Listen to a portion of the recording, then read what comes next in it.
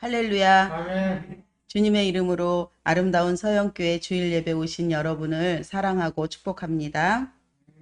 오늘은 진정한 승리자의 모습이라는 제목으로 말씀 전해드리겠습니다. 오늘 말씀은 우리가 너무나도 잘 알고 있는 다윗과 골리앗에 관한 내용이죠. 이 얘기는 교회를 다니지 않는 사람들도 많이 알고 있는 그런 내용입니다. 선거할 때도 자주 등장을 하는데요. 골리앗을 이긴 작은 거인이라는 슬로건을 내걸고 선거운동을 하는 것도 보았습니다. 절대 상대가 될 것 같지 않은 사람들이 경쟁을 하는 모습 속에서 반전을 기대하는 그런 비유를 들 때 이 이야기를 많이 이야기합니다. 하나님께서는 지금도 반전의 드라마를 쓰고 계시는데 어떤 사람이 그 드라마의 주인공이 되는지 궁금하시죠? 오늘 여러분들이 어린아이가 된 마음으로 좀 상상을 하면서 말씀을 들으면 도움이 될 것 같습니다. 첫째, 반전 드라마의 주인공은 하나님께서는 준비된 사람을 찾으십니다. 14장을 보면 믹마스 전투에서 요나단에게 패배한 블레셋이 호시탐탐 이스라엘과 전쟁을 하려고 노리고 있었습니다. 오늘 본문에서도 블레셋이 전쟁을 일으키려고 이렇게 엘라 골짜기가 있으면 블레셋은 이쪽, 이스라엘은 저쪽에 이렇게 서로 맞서서 버티고 있는 상황이었습니다. 블레셋 진영에서 한 사람이 나와서 내 앞에 나올 사람 한 사람을 보내라. 그가 이기면 내가 너희들의 종이 되고 내가 이기면 너희가 우리의 종이 되어 우리를 섬겨야 할 것이다 라고 고함을 치고 있습니다. 사울 왕과 이스라엘 백성들은 벌벌 떨면서 두려워하고 있는 상황입니다. 이세의 막내 아들인 다윗은 전쟁터에 나간 형들의 안부를 묻기 위해서 아버지의 심부름으로 전장에 갔다가 이러한 상황들을 목격하게 되죠. 당시 블레셋은 철기 문화가 발달해서 철기를 자유자재로 사용하는 반면 이스라엘은 철기를 다룰 수 있는 기술자가 없었기 때문에 다윗과 요나단만 이 철기를 사용할 수 있었습니다. 블레셋은 이렇게 강력한 무기가 있는데도 불구하고 공격은 하지 않고 골리앗을 내세워서 이스라엘을 조롱하는 말을 합니다. 약을 올리고 1대1로 싸울 사람을 부르고 있습니다. 그 이유는 블레셋이 있는 지역은 평야지대였습니다. 그런데 이 엘라 골짜기를 사이에 두고 이스라엘이 있는 골짜기는 산지였어요. 그렇기 때문에 아무리 힘이 있더라도 그 고산지대에 있는 그 사람들하고 전면전으로 공격을 하기에는 쉽지가 않은 상황이었습니다. 그래서 1대1로 우리 맞짱을 뜨자라고 하면서 이스라엘의 사기를 꺾겠다는 전략이었던 것입니다. 블레셋의 계획대로 기선제압에 겁을 먹은 이스라엘 백성들은 두려워서 떨고 있었습니다. 이스라엘 백성들에게는 눈에 보이지 않는 하나님이 눈에 보이는 골리앗의 크고 더 두렵게 느껴졌기 때문입니다. 그때 다윗이 사울에게 나타나서 골리앗으로 말미암아 낙심하지 마십시오. 다윗을 두려워하지 마십시오. 제가 나가겠습니다. 라고 당돌하게 이야기합니다. 다윗의 담대함과는 다르게 사울은 그만두어라. 내가 어떻게 저자랑 싸운단 말이냐. 저자는 평생 군대에서 잔뼈가 굵은 자이지만 너는 아직 어린 소년이 아니냐라고 말을 합니다. 신명기 1장 3절에 이스라엘에서 20세 이상의 남자가 징병 대상이라는 것을 볼 때 다윗은 20세가 되지 않은 젊고 용모가 아름다운 소년이었습니다.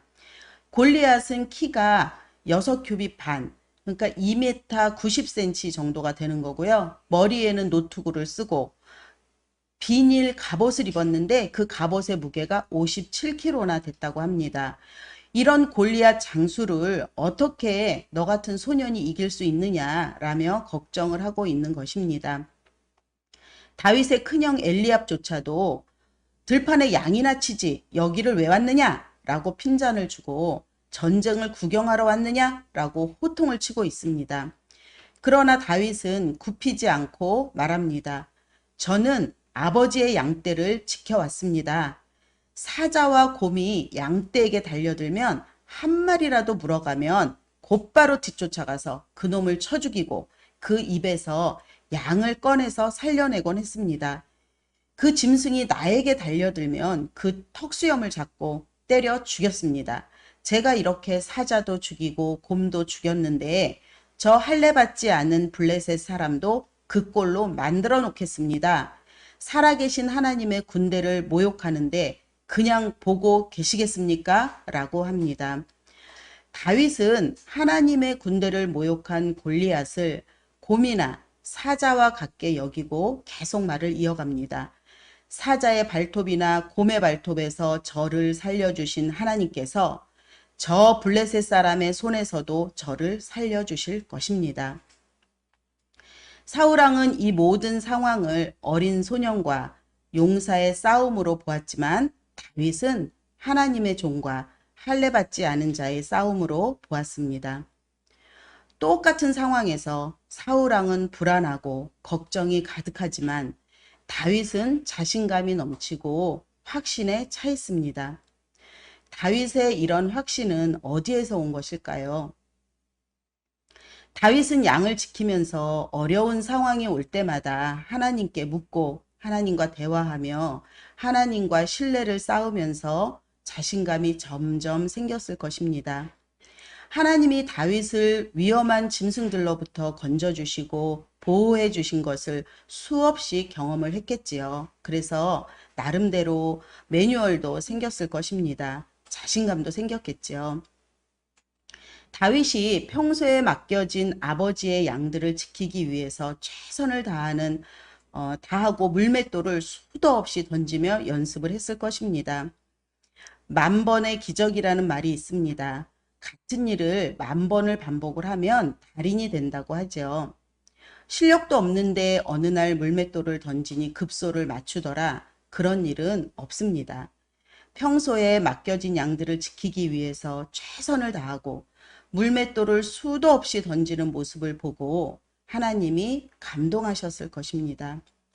이렇게 하나님과 동행하며 끊임없이 연습과 훈련을 통해서 준비가 되면 때가 되었을 때 정금같이 나아오게 되는 것입니다. 하나님께서는 죄만 짓는 이스라엘을 볼 때 이들을 누구에게 맡겨야 될고 하고 고민하시면서 두루 찾으셨을 겁니다. 그때 자신에게 맡겨진 양들을 목숨 걸고 지키는 다윗의 모습을 보고 그래, 다윗이라면 사랑하는 내 백성 이스라엘을 맡겨도 되겠구나 하고 믿음이 갔을 것입니다. 하나님은 작은 일에 충성된 자에게 큰 일을 맡기십니다. 하나님께는 크고 작음이 문제가 아니라 마음 중심의 주인이 누구에게 있는지가 중요한 것입니다. 얼마 전에 제가 김영배 목사님께 이런 말씀 드렸습니다. 목사님은 마치 하루가 24시간이 아니라 48시간이라도 부족하시겠어요? 라고 했는데요. 목사님은 백석예술대 교수님답게 아이디어가 너무나 풍부하시죠. 그리고 하나님을 향한 열정 또한 대단하십니다. 덕망 있는 교수님으로 또 목사님으로 목회를 하시면서 편하게 지내실 수도 있지만 하나님의 일에 끊임없이 도전하시고 어떤 상황에서도 하나님의 일에 최선을 다하려고 하십니다. 늘 하나님 생각을 따르고 하나님의 기준에 서서 세상의 사고방식에 영향을 받지 않는 준비된 하나님의 종으로 귀하게 쓰임 받으시길 기대합니다. 주변에 보면 하나님께 쓰임 받고 싶어 하는 사람은 많이 있습니다. 그러나 정작 준비된 사람은 그리 많지 않습니다. 하나님은 쓰임 받고 싶은 사람이 아니라 그 일에 준비된 사람을 쓰십니다. 사랑하는 여러분, 하나님이 찾으실 때 하나님의 시선을 머물게 하는 단 한 사람, 준비된 사람으로 하나님의 귀하신 일에 쓰임 받으시길 바랍니다. 이렇게 준비된 사람으로 하나님께 쓰임 받는 사람은 두 번째, 하나님을 향한 순수한 마음의 동기가 있습니다. 우리는 하나님의 음성에만 반응하며 살겠다고 다짐합니다. 그러나 세상은 우리를 가만두지 않습니다. 서로 비교하고 인정받으려고 하고 또 학벌, 외모 지상주의 앞에 우리는 위축될 수밖에 없습니다. 이리로 가야 하나 하면 거짓으로 가득하고 저리로 가야 하나 하면 불의가 판을 치는 세상에서 우리는 어찌할 바를 모르고 방황합니다. 주위를 둘러봐도 내 편은 아무도 없는 것 같고 혼자라고 느낄 그때 믿음의 눈을 뜨십시오. 그리고 하나님을 바라보십시오. 일상 가운데 평범하게만 느껴졌던 일들, 숨 쉬는 것조차도 은혜로 느껴지고 나와 함께 하시는 하나님의 따스한 숨결을 느끼게 될 것입니다. 과거에 다윗에게 함께 하셨던 하나님이 지금도 동일하게 우리 안에서 역사하고 계시는 분임을 경험하게 됩니다. 43절 제가 읽어보겠습니다. 블레셋 사람이 다윗에게 이르되 내가 나를 괴로 여기고 막대기를 가지고 내게 나왔느냐 하고 그의 신들의 이름으로 다윗을 저주하고 44절 계속 말합니다. 어서 내 앞으로 와. 내가 내 살을 공중의 새들과 들짐승에게 밥으로 만들어주마 라고 위협을 합니다. 그의 신들의 이름으로 이 말은 고대 전쟁이 성전임을 말해줍니다. 자신들이 믿는 신들의 싸움인 것이죠. 상대방이 믿는 신을 모욕하고 그 신의 능력을 멸시함으로써 그들이 강한 공포심을 갖도록 심리전을 하는 것이 목적입니다. 골리앗은 자신이 섬기는 신들의 이름으로 다윗에게 멸시와 저주를 내립니다. 당시 블레셋이 섬기는 대표적인 신은 다곤입니다. 사무엘상 4장에 블레셋과의 싸움에서 패한 이스라엘은 4,000명이 죽임을 당하고 하나님의 언약궤를 빼앗겼던 사건이 있습니다. 그때 하나님의 언약궤를 이 블레셋 사람들이 다곤 신상 옆에 두었는데 어떤 일이 벌어졌는지 사무엘상 5장 4절을 통해 알 수가 있습니다. 그 이튿날 아침에 그들이 일찍 일어나 본즉 다곤이 여호와의 궤 앞에서 또다시 엎드러져 얼굴이 땅에 닿았고 그 머리와 두 손목은 끊어져 문지방에 있고 다곤의 몸뚱이만 남았더라. 다곤은 이미 언약궤 사건을 통해서 살아계신 하나님의 능력 앞에 철저히 패배하는 모습을 보였습니다. 그러므로 골리앗의 저주는 이스라엘의 하나님 앞에서 이미 그 무능력함이 드러난 것입니다. 열왕기상 18장에도 신들의 이름으로 대결을 하는 장면이 나오는데요. 여호와의 선지자 엘리야 한 사람과 거짓 선지자 850명이 모인 자리에서 자신들이 믿는 신들의 이름을 걸고 대결을 합니다. 거짓 선지자들은 시간이 지나도 그들이 믿는 신인 바알과 아세라가 아무 반응이 없자 자해를 하며 자신들의 몸에 피를 내고 몸을 상하게 하면서 그들의 신들의 이름을 계속 부르짖지만 아무 소리도 들을 수 없습니다. 반면 엘리야는 하나님의 이름을 의지하여 아브라함과 이삭과 이스라엘의 하나님 여호와여 주께서 이스라엘의 하나님이신 것과 내가 주의 종인 것과 내가 주의 말씀대로 이 모든 것을 행하는 것을 오늘 알게 하옵소서라고 기도할 때 하나님께서 불로 응답하시며 승리하게 하십니다. 사람들은 다윗의 외모만 보고 골리앗을 이길 수 없다고 생각했습니다. 맞습니다. 다윗의 모습으로는 누가 봐도 골리앗을 이길 수 있는 모습이 아닙니다. 그러나 다윗은 약하지만 다윗 안에 계신 분, 다윗이 의지하고 있는 하나님은 강한 분이기에 승리할 수 있었던 것입니다. 다윗은 하나님께서 자신을 돌보셨던 경험의 기억을 통해서 반드시 골리앗으로부터도 지켜주실 것을 확신한 것입니다. 시편 1편에 하나님의 말씀을 의지하며 사는 사람은 시냇가에 심은 나무처럼 하는 일마다 잘되고, 그렇지 않은 사람은 바람에 날려가는 겨와 같다고 교훈하고 있습니다. 겉모습이 강해 보이던 골리앗이나 바알과 아세라처럼 화려해 보이던 거짓 선지자들도 결국 바람에 날아가 버리고 사라져 버리는 겨와 같다는 것을 확인할 수 있습니다.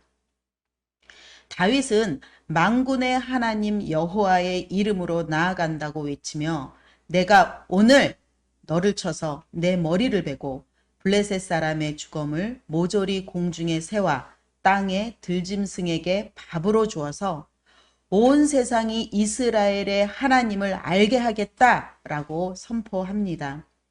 다윗은 이 싸움은 아무 능력이 없는 블레셋이 믿는 죽은 신과 살아서 역사하시는 만군의 하나님 여호와의 싸움으로 본 것입니다. 그 승자가 누구에게 돌아갈 것인지 너무나도 자명한 일이죠. 다윗은 정확하게 골리앗을 넘어뜨리고 죽이는 것이 온 땅에 하나님의 살아계심을 증명하는 것이라고 말합니다. 그런데 여러분, 이 말은 1차적으로 블레셋 군대에게 하는 말이지만 또 다른 의미가 담겨 있습니다. 영적 침체에 빠져서 분별하지 못하고 두려워 떨고 있는 이스라엘 백성들에게 하는 말이기도 합니다. 이스라엘 백성들이 어떤 백성입니까?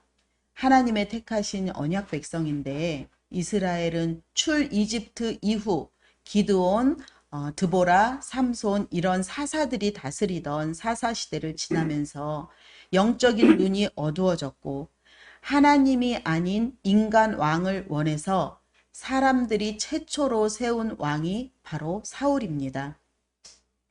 하나님이 택한 다윗은 두려움의 대상은 사자도 곰도 아니고 골리앗도 아니고 살아계신 하나님 한 분밖에 없음을 고백합니다. 모든 판단 기준을 하나님께 두고 있습니다. 사무엘상 16장에 하나님께서 사무엘에게 이새의 아들 중에 왕으로 세울 자를 기름 부으라고 하신 내용이 나오는데요. 아무도 관심이 없고 소외된 막내 아들 다윗이 왔을 때 하나님께서 기다렸다는 듯이 바로 이 사람이다 라고 외치십니다. 인간적인 눈으로 볼 때 보잘것없이 들에서 양을 치던 목자인 다윗을 하나님은 이스라엘의 왕으로 세워주십니다. 하나님께서 다윗을 택하신 것은 마음의 중심을 보신 것인데요. 그 마음의 중심이라는 것은 어떤 일을 행할 때 동기를 얘기하는 것입니다.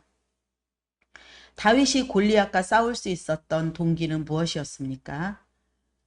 블레셋 사람 골리앗이 그들의 신들의 이름으로 이스라엘을 저주하고 하나님의 이름을 모욕했기 때문에 그것이 동기가 되어 블레셋 사람들 앞에 나아간 것입니다. 하나님을 모욕하는 말에 이스라엘 사람들이 두려워 떨고 있을 때 다윗은 하나님을 사랑하는 순수한 마음이 있었습니다. 그래서 하나님을 모욕하는 얘기를 듣고 의분이 일어난 것입니다. 하나님을 사랑하는 그 마음 하나만 가지고 골리앗 앞에 담대히 나아간 것입니다. 하나님만 의지했던 다윗은 골리앗을 쓰러뜨리고 하나님께도 인정받고 사울 왕께도 많은 재물을 받게 되고 또 왕의 사위가 되고 또 이스라엘 사람들에게 다윗이라는 이름을 알리는 계기가 된 것입니다. 사랑하는 여러분, 순수한 마음으로 하나님의 공동체를 위해서 헌신하십시오.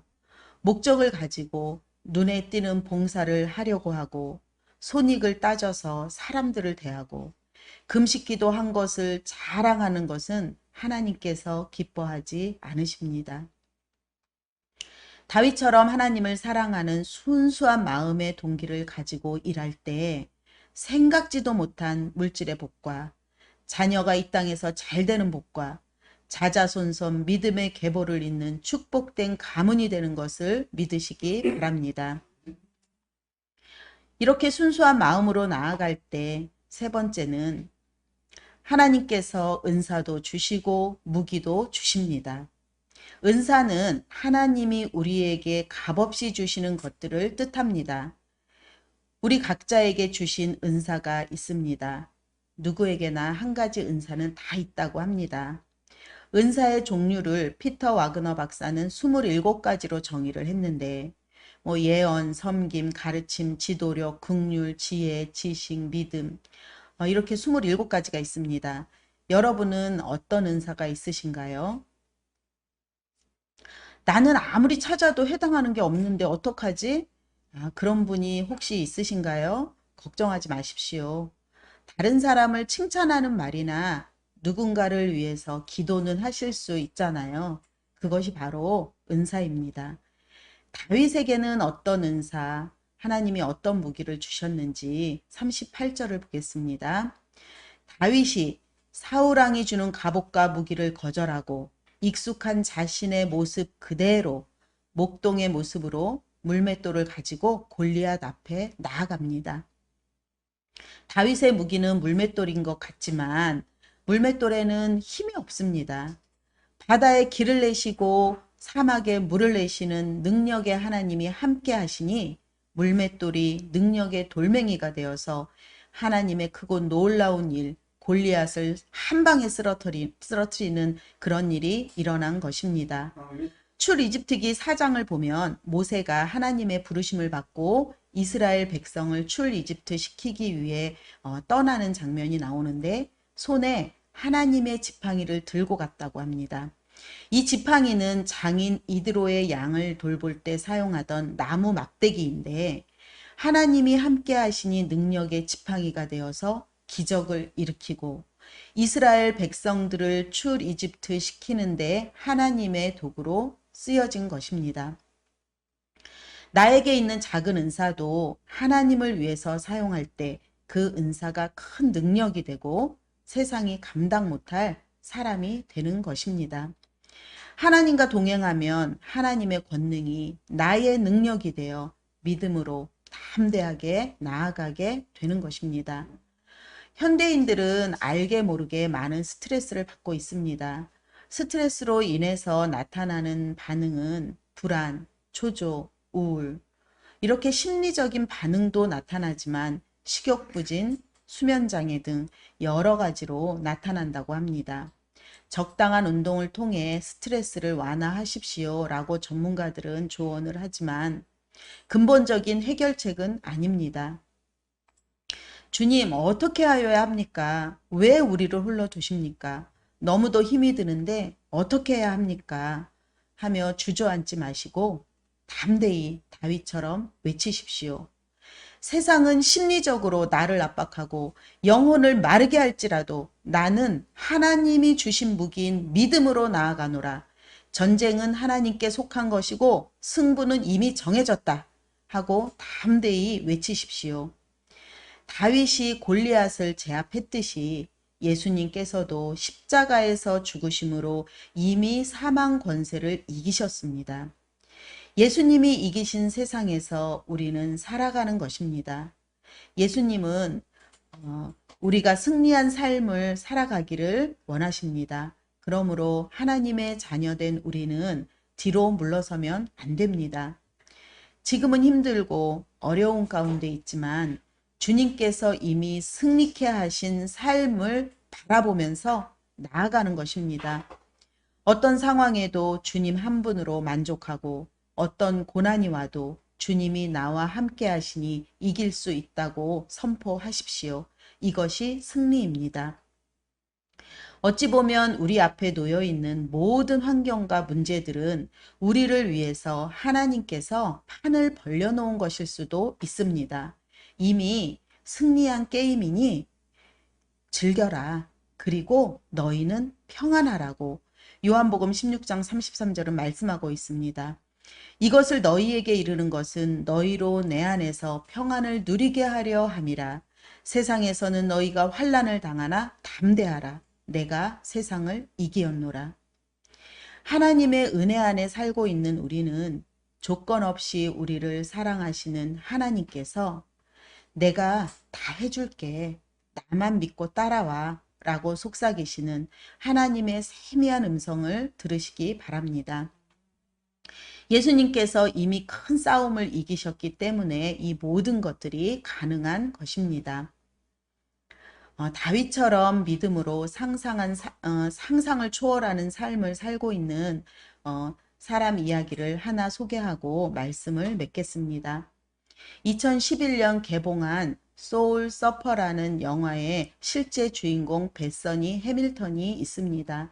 그녀는 촉망받는 서퍼로 13살이 되었을 때 중요한 지역대회를 앞두고 연습을 하다가 상어의 습격을 받아서 한쪽 팔을 잃게 됩니다. 다행히 목숨만은 건지지요. 모든 것을 포기하고 절망 가운데 있을 때 교회 선생님의 권유로 태국의 쓰나미 현장에 봉사를 가게 됩니다. 쓰나미로 온 가족을 잃고 바다가 무서워서 곁에 가지도 못하는 4살 된 아이와 놀아주다가 벳서니는 깨닫게 됩니다. 서핑을 통해서 절망 가운데 있는 사람들에게 희망을 주는 것이 내가 할 수 있는 일일 수 있겠구나 라고 생각을 합니다.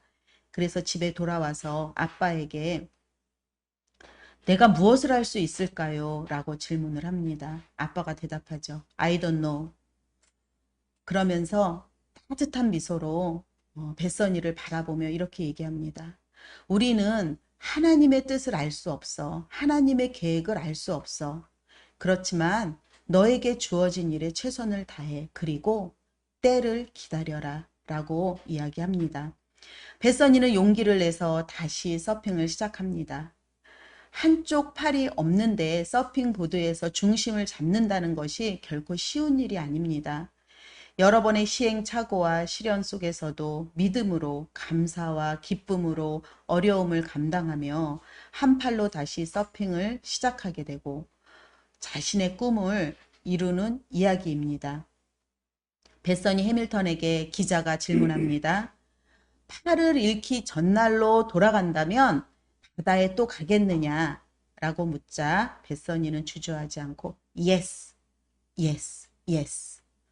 그녀는 한쪽 팔을 잃었지만 나는 더 큰 것, 하나님에 대한 믿음을 얻었기에 후회하지 않는다고 대답합니다. 진정한 승리자의 모습이 이런 모습 아닐까요? 사랑하는 여러분, 하나님의 마음으로 꽉 찬 믿음의 사람들을 닮아가시기 바랍니다.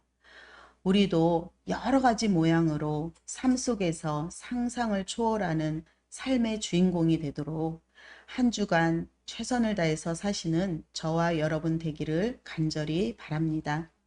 기도드립니다.